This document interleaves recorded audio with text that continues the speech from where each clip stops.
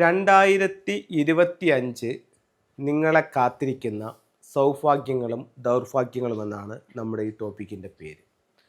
എന്തുകൊണ്ട് ഈ ടോപ്പിക്ക് അല്ലെങ്കിൽ എന്തുകൊണ്ട് ഈ പേരിട്ടു എന്ന് ചോദിച്ചാൽ, 9 നമ്പറുകൾ വീടിൻ്റെ 8 ദിക്കിലും ബ്രഹ്മസ്ഥാനത്തുമായിട്ട് എല്ലാ വർഷവും ഉണ്ട്. അത് എല്ലാ പുതുവർഷത്തിലും അത് ചേഞ്ച് ആകും. അപ്പോൾ ഉദാഹരണത്തിന് ഈസ്റ്റിലൊരു നക്ഷത്രം നിലവിലുണ്ട്, അത് മാറി മറ്റൊരു നക്ഷത്രം വരും. അങ്ങനെ എല്ലാ ദിക്കിലും വരും. അപ്പോൾ ഇത് നക്ഷത്രങ്ങൾ മാറുന്നു, പക്ഷേ നമ്മുടെ വാതിലോ നമ്മുടെ ബെഡ്റൂമോ മാറുന്നില്ല. പക്ഷേ ഈ നക്ഷത്രങ്ങളുടെ മാറ്റം നമ്മുടെ ജീവിതത്തെ പ്രകടമായി ബാധിക്കും. അത് പലർക്കും പല രീതിയിലായിരിക്കും.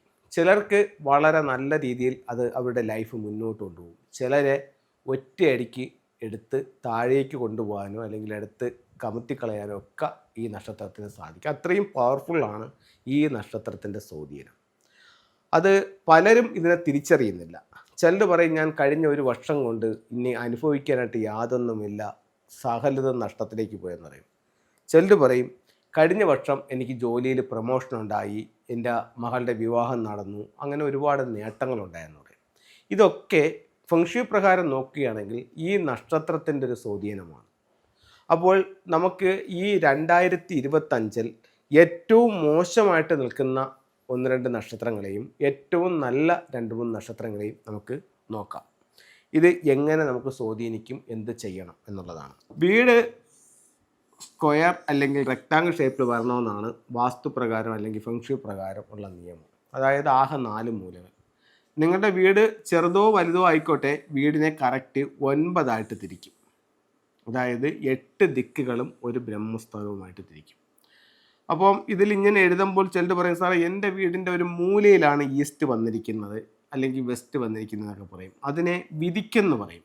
അപ്പോൾ സാധാരണ എഴുതുമ്പോൾ ഇത് സൗത്തും ഇത് നോർത്ത്, ഇത് വെസ്റ്റ്, ഇത് ഈസ്റ്റ്, ഇങ്ങനെയാണ് എഴുതുന്നതെങ്കിൽ ഇങ്ങനെ എഴുതുമ്പോൾ ഇത് ദിക്കാണ്. അപ്പോൾ എന്ത് വന്നു? ഇവിടെ സൗത്ത് വന്നു, ഇവിടെ നോർത്ത് വന്നു, ഇവിടെ ഈസ്റ്റ് വന്നു, ഇവിടെ വെസ്റ്റും വന്നു. ഇത് ദിക്കിലെ വീടുകളാണ്. ചില വീടുകൾ, അതായത് ഒരുപാട് വീടുകൾ ഇങ്ങനെ ഉണ്ട്, ഇത് വിധിക്കിലെ വീടെന്ന് പറയും. അതിൽ ഇതിൻ്റെ ഡയറക്ഷൻ നേരെ തിരിഞ്ഞിട്ട് ഈ രീതിയിലാണ് വരുന്നത്. അപ്പോൾ ഇവിടെ ഈസ്റ്റ് ആണെങ്കിൽ അതിൻ്റെ നേരെ ഓപ്പോസിറ്റ് വെസ്റ്റ് ആയിരിക്കും. ഇവിടെ സൗത്ത് ആണെങ്കിൽ അതിൻ്റെ നേരെ ഓപ്പോസിറ്റ് നോർത്ത് ആയിരിക്കും. ഇതിനെ വിധിക്കിലെ വീടുകൾ എന്ന് പറയും. അതായത് ഈ മൂലകളിലേക്ക് പോകേണ്ട ദിക്കുകൾ വീടിൻ്റെ മധ്യഭാഗത്തേക്കും വരും, മധ്യത്തിലേക്ക് പോകേണ്ടത് വീടിൻ്റെ മൂലകളിലേക്കും വരും. അപ്പോൾ അങ്ങനെയാണെങ്കിൽ ഈ വീടിനെ സംബന്ധിച്ചിടത്തോളം ഇത് ഏതിൻ്റെ ഭാഗമാണ്? തെക്ക് പടിഞ്ഞാറ്. ഇതോ തെക്ക് കിഴക്ക്. ഇതോ വടക്ക് കിഴക്ക്. ഇതോ വടക്ക് പടിഞ്ഞാറ്. ഈ വീട്ടിലാണെങ്കിലോ ഇത് മൂലകളിലാണ് വന്നിരിക്കുന്നത്. ഇത് വടക്ക് കിഴക്ക്, ഇത് തെക്ക് കിഴക്ക്, ഇത് തെക്ക് പടിഞ്ഞാറ്, ഇത് വടക്ക് പടിഞ്ഞാറ്, ഇങ്ങനെയാണ് വന്നിരിക്കുന്നത്. ഇതിനെ ദിക്കിലെ വീടും ഇതിനെ വിധിക്കിലെ വീടും എന്ന് പറയും. ഇപ്പോൾ ഇത് ദിക്കിൽ എങ്ങനെ വന്നിരുന്നാലും ഈ ദിക്കുകളിലാണ് ഞാൻ പറയുന്നത്. ഈ ഒരു ക്രമത്തിൽ വരണമെന്നില്ല, അതായത് മൂലകളിൽ ഇത് വരണമെന്നില്ല. നിങ്ങളുടെ വീടിൻ്റെ ഏത് ദിക്കാണോ ആ ദിക്കിലാണ് ഈ നക്ഷത്രം വരുന്നത്. ഇവിടെ ഈസ്റ്റാണ്.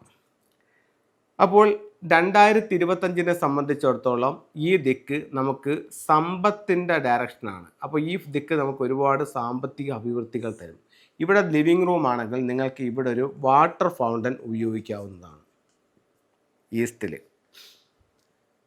സൗത്ത് ഈസ്റ്റിലാണ് നിങ്ങളുടെ എൻട്രൻസ് എന്നുണ്ടെങ്കിൽ ഇത് നിങ്ങൾക്ക് ഈ വർഷം തൊഴിൽപരമായിട്ട് ഒരുപാട് നേട്ടങ്ങൾ തരുന്ന ഇതാണ്. അതേസമയം വടക്ക് കിഴക്ക് ഭാഗത്താണ് നിങ്ങളുടെ എൻട്രൻസ് എന്നുണ്ടെങ്കിൽ ഈ വർഷം മുഴുവൻ നഷ്ടസാധ്യതകളുള്ള ഒരു വർഷമായിരിക്കും. അതേസമയം ഇവിടെയാണ് വടക്ക് വശത്താണ് നിങ്ങളുടെ വാതിലെന്നുണ്ടെങ്കിൽ ഇത് നിങ്ങളെ കടബാധ്യതയിലേക്ക് കൊണ്ടുപോകാനുള്ള സാധ്യതയുണ്ട്. വടക്ക് പടിഞ്ഞാറാണ് നിങ്ങളുടെ വാതിലെന്നുണ്ടെങ്കിൽ ഈ വർഷം വഴക്കുകൾക്ക് ഒരു കുറവും ഉണ്ടാവില്ല. പടിഞ്ഞാറ് ദിക്കിലുള്ളൊരു വീടിനെ സംബന്ധിച്ചിടത്തോളം പറയുകയാണെന്നുണ്ടെങ്കിൽ ഈ വർഷം കുട്ടികളുടെ വിദ്യാഭ്യാസത്തിൽ നല്ല നേട്ടങ്ങളുണ്ടാകും. വിദ്യാഭ്യാസത്തിൽ നേട്ടങ്ങളുണ്ടാകും. ഇനി തെക്ക് പടിഞ്ഞാറ് നമ്മുടെ വാസ്തുപ്രകാരം സാധാരണ പ്രധാന വാതിൽ കൊടുക്കാറില്ല. ഇനി നിങ്ങളുടെ വീടിൻ്റെ വാതിൽ തെക്ക് പടിഞ്ഞാറാണെങ്കിൽ ഈ വർഷം നിങ്ങൾക്ക് നല്ലതാണ്, സാമ്പത്തികമായിട്ട് വളർച്ചയൊക്കെ ഉള്ളതാണ്.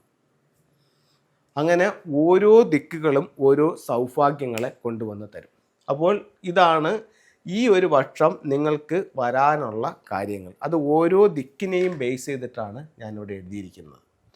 അപ്പോൾ ഇതിലെ ഏറ്റവും നല്ല ദിക്കുകൾ ഏതൊക്കെയാണ്?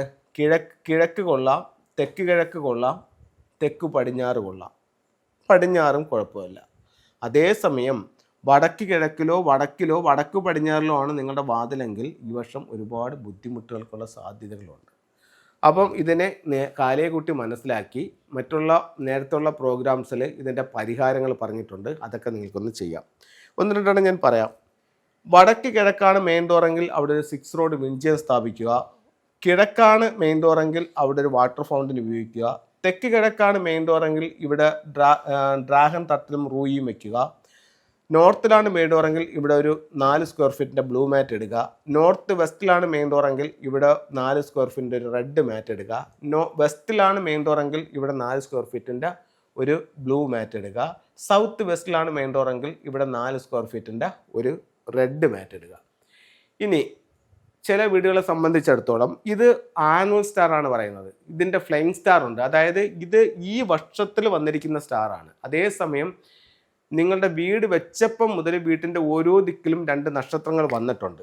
ആ നക്ഷത്രങ്ങൾ വെച്ചിട്ട് ഇതിന് ചെറിയ വേരിയേഷൻ ഉണ്ടാകാനുള്ള സാധ്യതയുണ്ട്. അത് ഓരോ വീടിൻ്റെയും എന്താണെന്നുള്ളത് അവിടെ വന്ന് കൺസൾട്ട് ചെയ്തതിന് ശേഷം മാത്രമേ നമുക്കിത് പറയാൻ പറ്റൂ.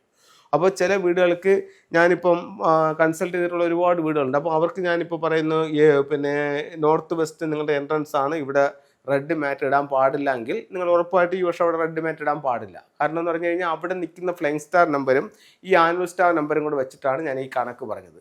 അപ്പം ഇത്തരത്തിലുള്ള കാര്യങ്ങളൊന്ന് ശ്രദ്ധിക്കുക. അപ്പോൾ അതനുസരിച്ച് അതിൻ്റെതായിട്ടുള്ള ചേഞ്ചസ് വരുത്തുകയാണെങ്കിൽ ഒരുപാട് നേട്ടങ്ങളുണ്ടാവും. ഇനി നമുക്ക് ഫെങ്ഷുയുടെ ചില ടൂളുകളിലേക്ക് പോകാം.